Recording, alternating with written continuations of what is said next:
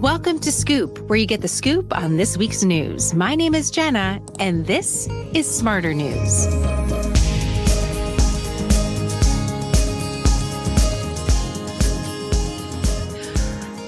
Well, it's going to be a week full of politics and more politics, and then maybe just a little bit of a sprinkle of politics towards the end of the week. We have the Democratic National Convention taking place in Chicago, Illinois, and that's really going to absorb a lot of the headlines and drive much of the news this week. We have a lot of different stories that we're going to try to fill in a little bit before we get to the politics, at least in this broadcast, because I want to make sure that we do keep our lens wide as we're looking at the world going into the back half of 2024. We have something that we're all sharing while we talk about politics as perhaps a topic that can divide us. I want to talk about something that we all share this week that's pretty spectacular. And if you haven't had the opportunity to go out and look at the moon this week, I promise you, you will not be disappointed. I know there's some tough weather really around the country that could make this difficult, but just so you know, the moon will appear full for the next couple days. And there's a reason why it's really important for you to check this out. I took this photograph actually last night here in Texas. The moon was so big and bright, it almost looked like the sun in the sky. And I had noticed it in the last several days. We just happened to have clear weather and it was so stunning, it was hard to ignore. So I thought, well, maybe there's a story there. And of course, curiosity does lead you to find stories periodically. And this one's actually important because we're not going to see another moon like this until perhaps, they think, 2037. So more than a decade before we see something similar. It's not that we're not going to see full moons. Typically, we see full moons at least once a month, but we're not necessarily going to see this combination. So what we're looking at is a super blue moon. A super moon appears kind of bigger and brighter in the sky because of the way the orbit is, that the moon is slightly closer to Earth than it is at other times. I wish I had a diagram, some sort of animation to show you. Take my word for it. That's what the scientists say. It's going to appear super because it's going to be slightly bigger and brighter in the sky just because of its location. But it's also a blue moon. So you know that saying, when's it a blue moon? It refers to something rare. So a blue moon can be a moon that appears, a full moon that appears 2 times in a month, because typically you get one full moon every month, but sometimes you can get 2. That's how you can get a blue moon. Or you have an extra full moon in a season being 3 months, if it doesn't exactly line up, on each month period of time. So this is a super blue moon.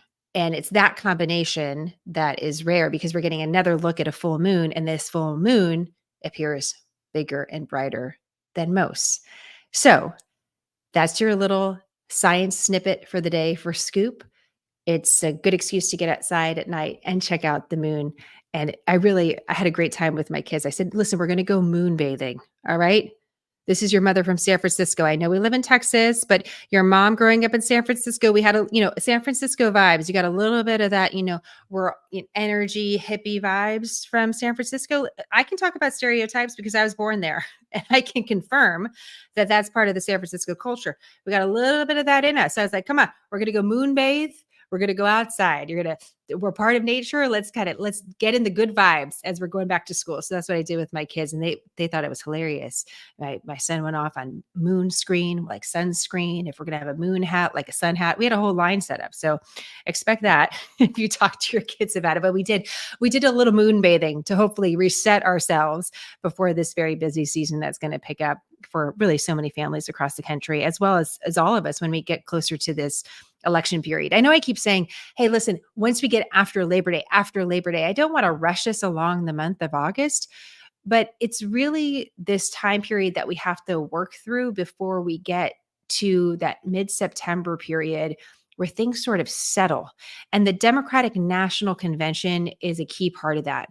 We had the Republican National Convention in July, and that was the moment for the Republican Party to officially nominate the candidate. That's what conventions are typically for.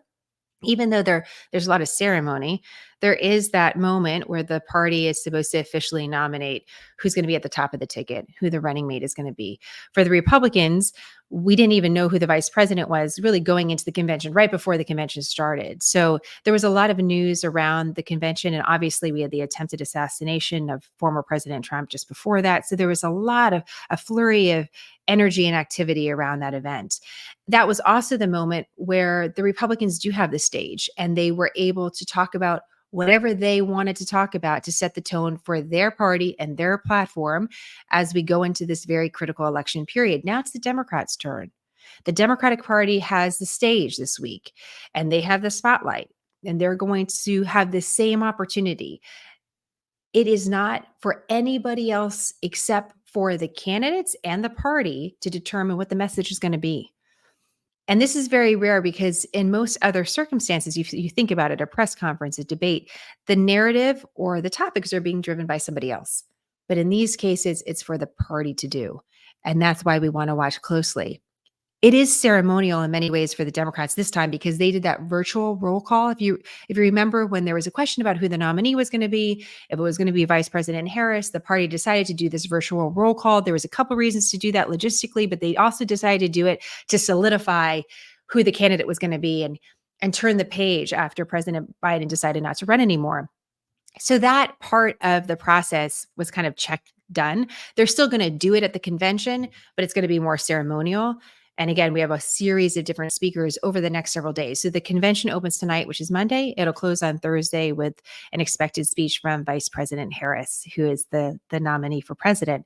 Before we get into some of the politics, and we have a couple of things to talk about there, I thought it would be just good to give you a quick little run around the world of some of the important stories to watch. There's 3 important stories that I'm keeping on our radar this week, and they do have different strings we can pull that will pull us back to politics. Everything's sort of interconnected, as you know, and these are some of the big obvious headlines, but let's just talk a little bit about why they matter. So one of the big headlines that we've seen over the last several days has been that Ukraine has taken a more offensive approach into Russia. So previously, when we saw fighting between Ukraine and Russia, it was within Ukraine's territory. What Ukraine says is its territory, and Russia says it's theirs. Now we're seeing Ukraine make an effort to go further on the offensive into Russia. And according to Ukraine, they've destroyed some key bridges that are tactically and strategically really important to the Russians. The reason why this is important is that it is a clear escalation. We haven't seen the war really outside, in a traditional sense, outside the boundaries of Ukraine.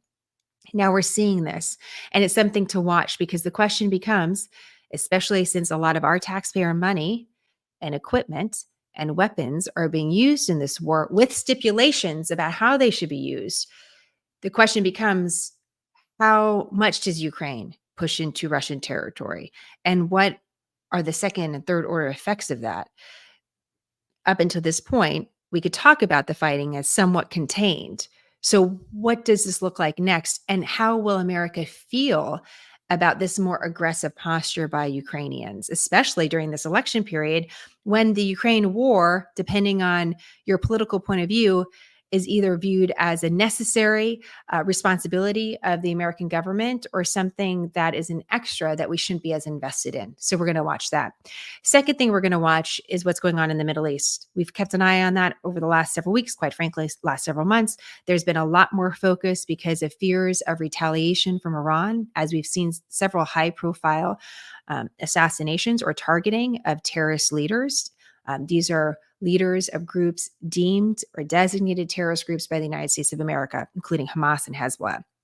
We have Secretary of State Antony Blinken in Israel today doing a lot of work on the ground. There's expected to be more ceasefire talks in the next several days. There's been talks over the last several days.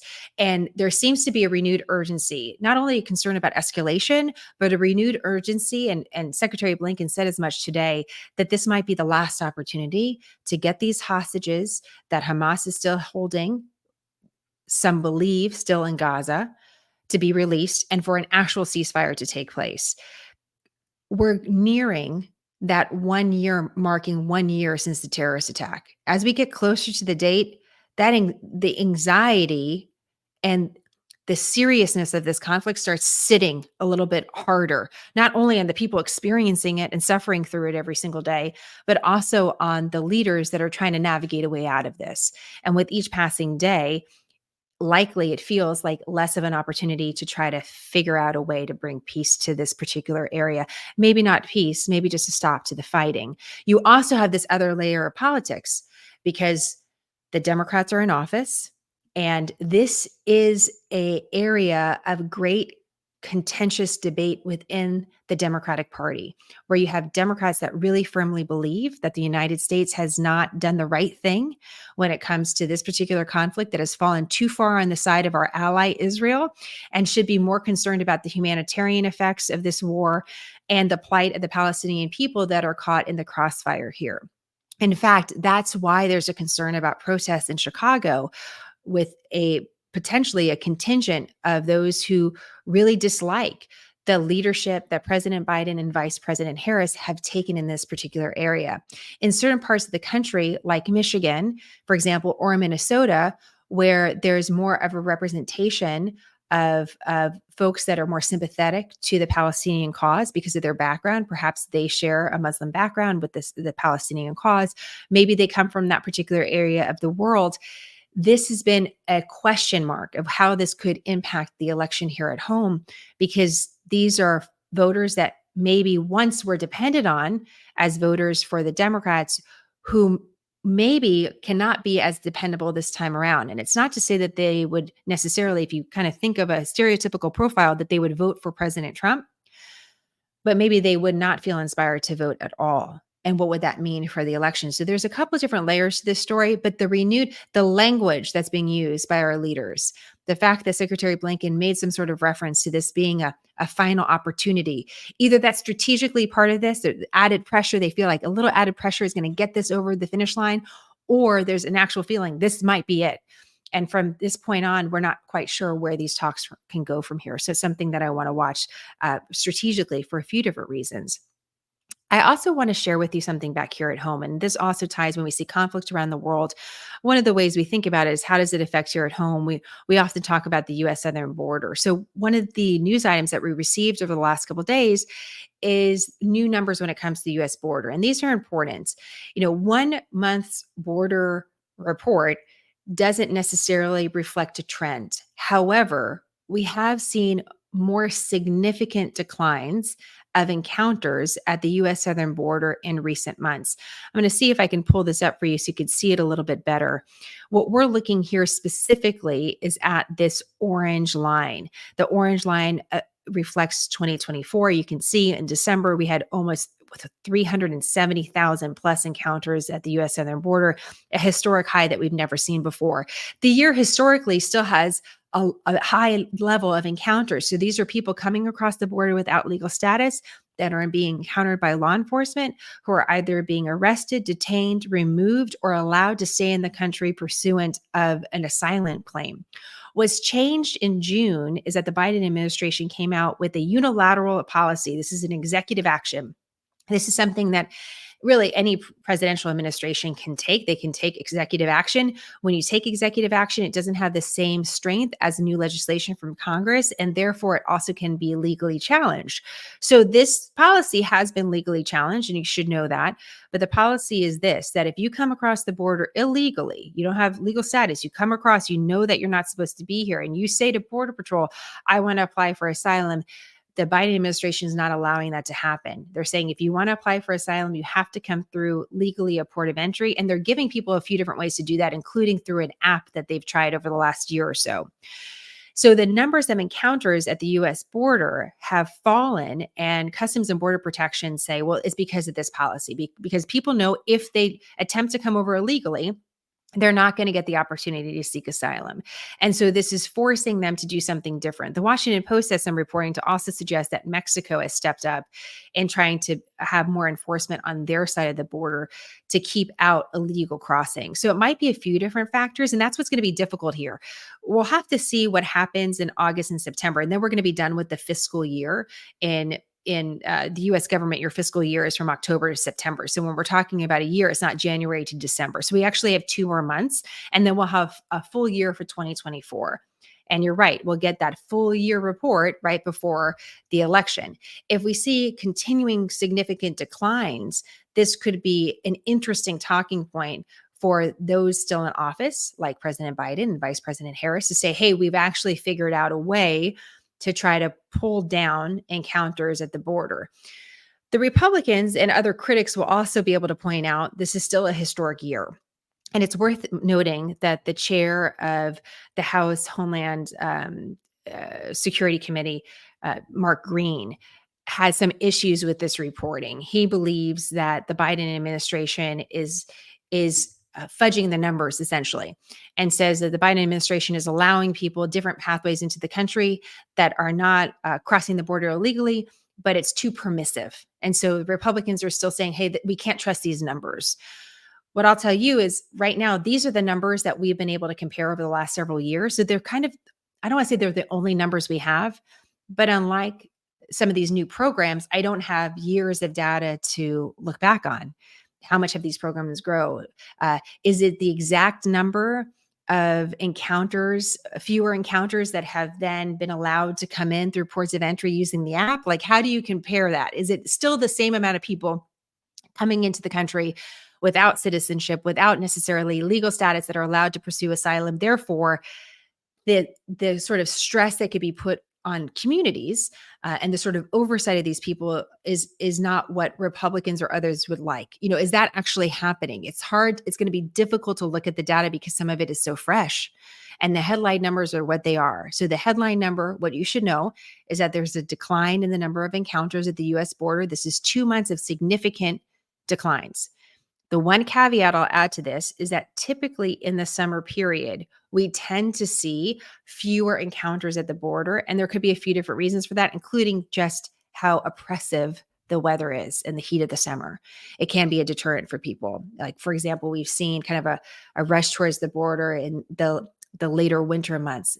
That could be for a series of different reasons too. But weather can also be a factor in that. So it's just something to keep an eye on. This, as you know, the border and immigration tends to kind of work its way back to center stage, especially during an election period. So this will be a very interesting thing to watch how both parties attempt to describe to the American people what's actually happening at the US border, what are their concerns, what are their priorities, and how are they going to solve this issue? Because even with the declines, the numbers are still historically high. So we want to make sure that we continue that context. Okay, let's talk a little bit about Chicago. We're going to be talking so much about Chicago. I thought this would be fun. I want to do something a little different. You know, one of the things that we do so often in the news is we just sort of rush past the terms that we use all the time. Like, we expect everyone to know everything that we're using, which I find super annoying. And also, it takes away a little bit of the fun of it. You know, how many times do you think people are going to say Chicago in broadcast, whether it's social media or on the traditional airways or otherwise? I bet like a billion times. So what does Chicago even mean? What How do we even get the name Chicago? How did this all happen? Why are we here? These are some of the questions that I'm going to I can't answer all of that. I am going to try to answer a little bit about Chicago because I thought this would be a fun fact that you should just know, regardless of your politics or how you feel about the Democratic National Convention being there, or some of the other ins and outs of all that we're talking about. Like, how does Chicago get its name? Actually, a very interesting history, and it's not completely straightforward. So apparently, we have a reference to Chicago going back to 1692. This is 145 years before Chicago was incorporated as a city. And the name appears in 1692 in a fur trading contract, and it's spelled Chicago with an extra U at the end. This word is a word that has been translated depending on some of the different native languages in the area to mean a few different things. In some cases, it apparently has a meaning that could be referencing a skunk, like the actual animal, a skunk. But another meaning could suggest that it's referring to these fragrant wild onions, leeks, or ramps that grew in the area. So, one of the meanings that's out there related to Native American language refers to Chicago as a skunk. the other an onion. What do these two words have in common? Apparently, something that has a very strong scent.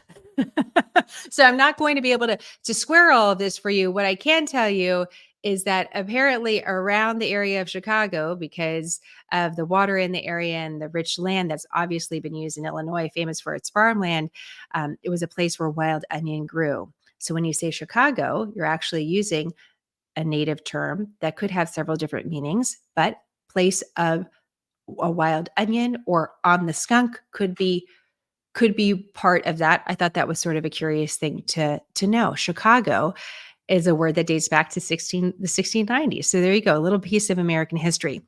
It's really interesting that the Democrats chose Chicago, and it's a big difference from the Republican National Convention in a few different ways. When we talked about the Republican National Convention, we talked about why the Republicans chose Wisconsin, specifically Milwaukee, because it's known as a swing state. And winning Wisconsin could be a real feather in the cap for the Republicans as they try to navigate their way towards the electoral count that they need to win the election. Now, for Democrats, they have the same sort of game, if you will, that they're playing. They're trying to figure out what combination of states do we need to make sure that we can get the electoral votes to push us over the line. And Chicago is a Democrat city. It often votes Democrat. And Illinois is a state that often votes Democrat. It's not one of those states that has been thought of as a swing state, which brings me to this term, blue wall. Have you heard of this term, the blue wall? Well, in broadcasts, oftentimes we're using the term blue wall to describe a few different scenarios, several states that may be together in the Midwest, like let's say Michigan, uh, Minnesota, Illinois, that could vote Democrat, that could be stalwarts for the Democratic Party. A wall because they're all together. But turns out when we started using blue wall several years ago, it's a relatively new term. It was referring to Pennsylvania and Wisconsin and Michigan. It wasn't just the Midwest. So it's curious that we're kind of using it in a way that maybe it's not necessarily intended, but it all means the same thing. This is a grouping of states that is thought of as like a strong blue line that's going to vote for the Democratic Party and help them try to secure the electoral votes. So the Democrats are not going into contested territory. They didn't go into a state like Pennsylvania to have their convention, to try to woo voters through their presence there, similarly to the way Republicans tried to do that in Wisconsin. They went to very friendly territory. And what they're doing is setting up shop in a familiar area where they know that they have some inroads, that this is not necessarily a contested state. It's not a contested state. It's where the Democrat Party has deep roots. And this is part of their strategy. Now, what can we read into that strategy? Who knows? Maybe they thought this was going to give them good reach into some of these other states that were nearby. Maybe they just wanted a more friendly atmosphere for their convention. They didn't want to worry about any sort of disruption. They actually just wanted to go to a place where it felt more like home. And this was going to be part of reflecting the Democratic values that they want to talk about during the convention. So we'll see how the history of Chicago is kind of woven into this convention, if at all. It could also be used the other way. As we know, Chicago is a city that often makes the news for violence, for a question about law enforcement, efficiency, all sorts of things that are topics that come up in big cities. Big cities tend to be more Democratic strongholds for the Democratic Party. And so oftentimes the performance of those cities, the security of those cities, the efficiency of those cities or lack thereof can be associated with the Democratic Party. So we'll see how this is played with a little bit. It is of note that there's another major difference between what we saw in the Republican National Convention, what we're seeing with the Democratic National Convention. And this is creating a little bit of an editorial quandary, if you will, for Smarter News. And it also something just to be aware of as a consumer of news in general. When a president speaks, usually it's news. We're going to watch. We're going to watch when a president speaks. When a former president speaks, we're probably going to watch. It's probably important because usually former presidents don't speak that much. I know sometimes we see them on social media hanging out, but they don't really speak that much. In this convention, we have a series of former presidents and current president that are set to speak. President Biden, President Clinton, President Obama, the first ladies, former Secretary of State Hillary Clinton, First Lady Joe Biden. There are a variety of different reports about whether or not Michelle Obama is going to speak. Sometimes we don't get confirmed speakers until a couple hours before, and they're kind of used as surprises for the viewing audience. That's a lot of heavy hitters that the Democrats are going to try to use as part of their convention. They're also newsmakers, and they get a lot of attention just naturally. So there's going to be an increased focus on the convention that maybe the Republicans didn't have in the same way because they didn't have the same roster of individuals. Now, there's a little bit of a double-edged sword here, though, and it's something to think about. There is this desire from the Democrats to show a united front behind Vice President Harris, especially after kind of a wobbly start to this campaign season with whether or not President Biden was going to continue or not. So this kind of unified front is really important for the Democrats. But they also want to show Vice President Harris as somebody new, somebody fresh, and an association with past presidents that could have their own controversies could not be an association that the party necessarily wants. They're opting that it's going to be good. But I wonder how the American audience will view that. Is if the kind of the setup here is that there's an establishment candidate that is more associated with the political class and an outsider like former President Trump, who wins that battle for the American voters, especially the ones that are undecided? What does that actually look like? I was listening to David Axelrod. He's been a longtime political operative. He was speaking on this podcast I've likely mentioned before, Pod Save America.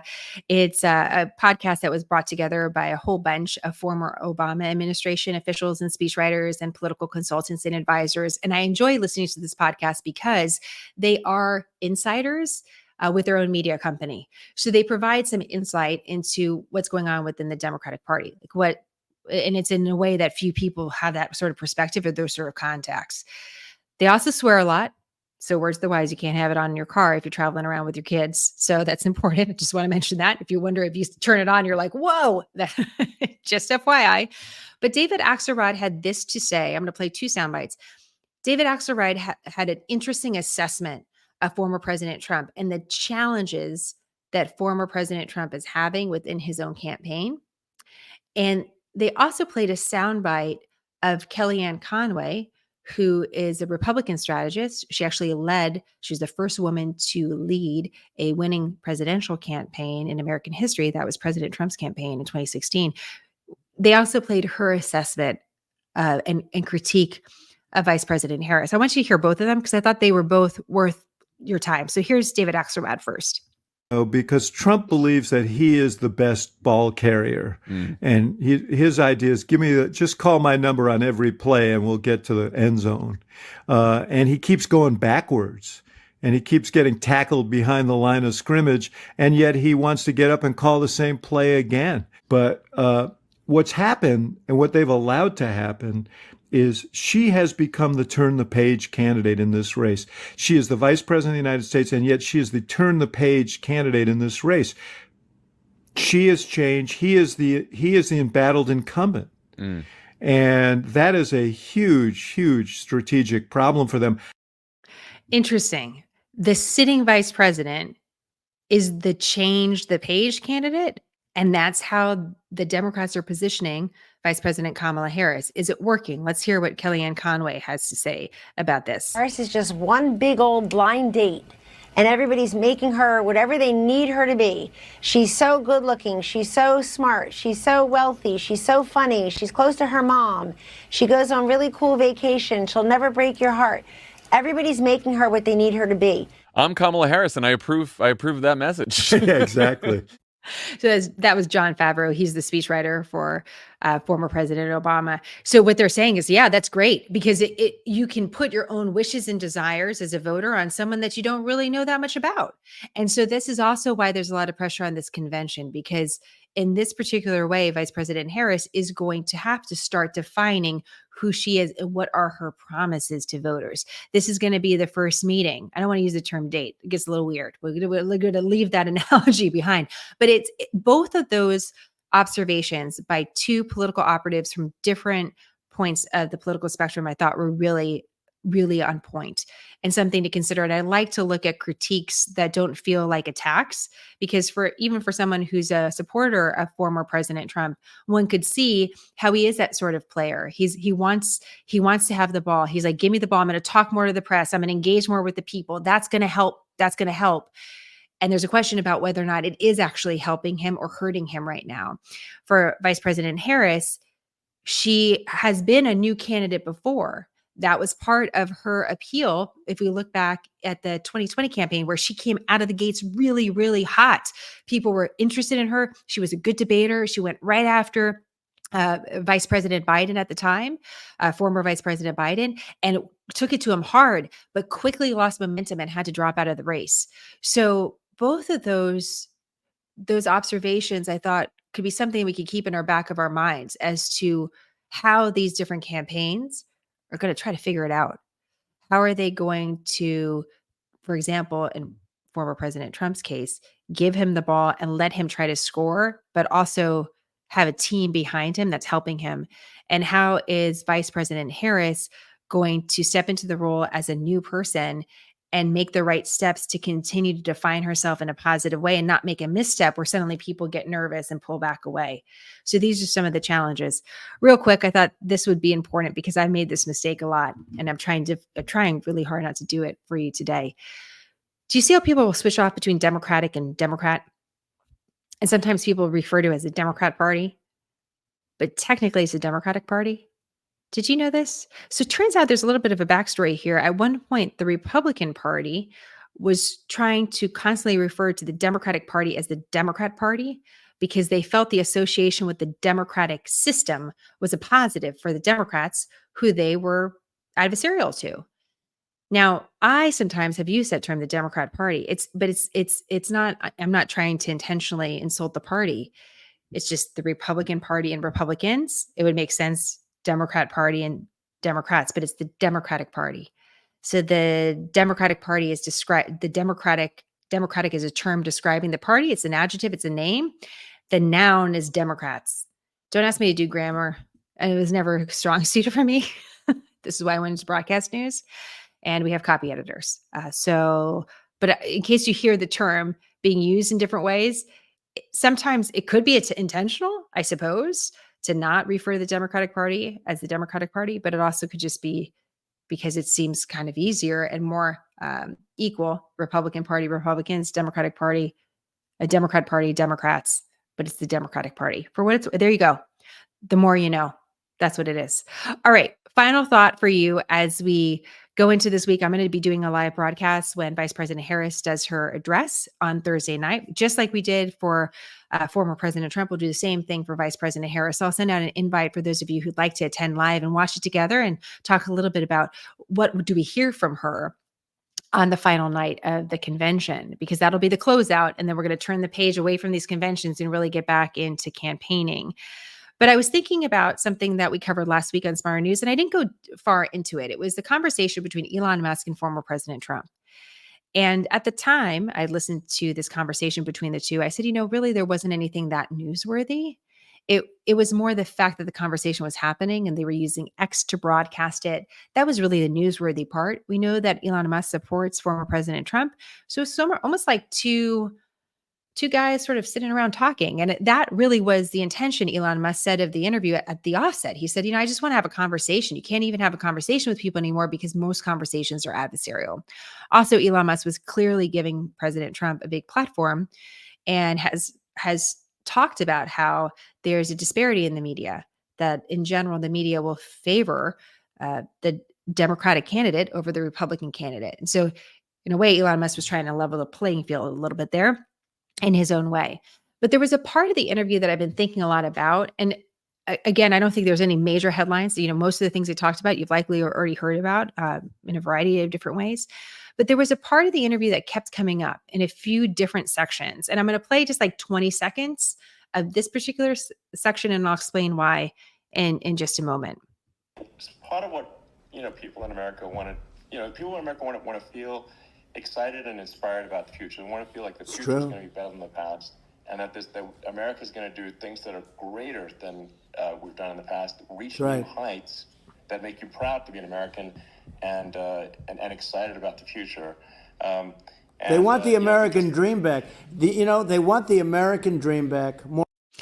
And so President Trump goes on to talk a little bit about that in more of a political framework. But Elon Musk keeps going back to why he believes President Trump will give people hope, that he will be the one to think big and think in these grand ways of invention and innovation. And Elon Musk is saying that's what's so important to the Americans is the possibility of what's the potential of this country. It's not necessarily about all these policy promises. It's the candidate that is offering hope, And I want you to think about that. I really am curious what your thoughts are about that. Despite all the different noise about political campaigns, when we strip everything away, is that what it's really about? Whoever the individual is, whatever party they represent, does it really come down to who gives you the most hope for your family, for your country, and for the future? Is that the secret ingredient to a winning campaign? I'm going to be looking for that in how both parties are talking about what their agenda and their policy and their issues are for their particular voters. And I'm curious if you think a little bit about that. Is that really what it's all about? At the end of the day, is hope. Someone that you have hope in. Maybe a few other different characteristics, but how central is hope? Send me your thoughts on that. You can send a voice memo, scoop@smarternews.com. You can direct message us on Instagram @smarternews. Let's talk about that. Like, what is the secret ingredient? If you pull everything else away, all the noise, all the clutter, what is the one thing that you really want the candidate, the leader of the United States of America, to have? What is that promise to you and your family? I'll be curious your thoughts on that. So, big week ahead. Again, the Democratic National Convention kicks off on Monday, ends on Thursday. That'll drive a lot of the news. We'll continue to watch if we see any more developments when it comes to the U.S. southern border. Remember President Biden's policy that's in effect, that the Customs and Border Protection says is pulling down the numbers, is temporary. And it's only in effect when we have a rush at the border of a lot of people. Once the encounters start falling, the policy comes back away. So it's not a permanent policy. So it's going to be something that we're going to definitely keep an eye on at the U.S. southern border. We'll continue to watch those two big foreign policy stories. What's happening in the Middle East with the ceasefire? Watch any further escalation in Russia and Ukraine, and keep an eye on all of the news that we have around the country here at home as well. So look forward to your thoughts. I always appreciate hearing from you. And throughout this week, we'll continue to deliver quick, concise, nonpartisan information for you and your family during this critical time. Thank you so much for your support of Smarter News. Have a great week. Go out and look at the moon. When things get a little crazy, maybe that just needs to be our thing. Go out and look at the moon. A little moon bathing does the body good. I can attest to that. I can confirm it. I've triple sourced it. And I hope you get the benefits of just having a little quiet time to yourself and looking at something beautiful that's a reminder of how big this world is, even in a time when it feels like it's small and the only thing that we can really focus on is exactly what's ahead of us. It's a good reminder of just how big the world is and how connected we all are. So have a great week, everybody. I'll see you back here at Smarter News and more at scoop.smarternews.com. Have a great week. I'll talk to you soon. Bye. Thank you for believing in quick, concise, nonpartisan, Smarter News. Every time you join us or share or save our content, you help us build a solution in news, and we are so grateful. We have a few other ways you can support our mission, from joining our insider community Scoop, to shopping our gear at our Smarter shop, to just telling a friend. The best way to do any of this is to visit smarternews.com or follow us at Smarter News on social media. Don't worry, we put all of this in the captions so it's easy for you. Plus, we added our email just in case you want to drop us a note. We always love hearing from you. Thank you for helping us deliver news smarter.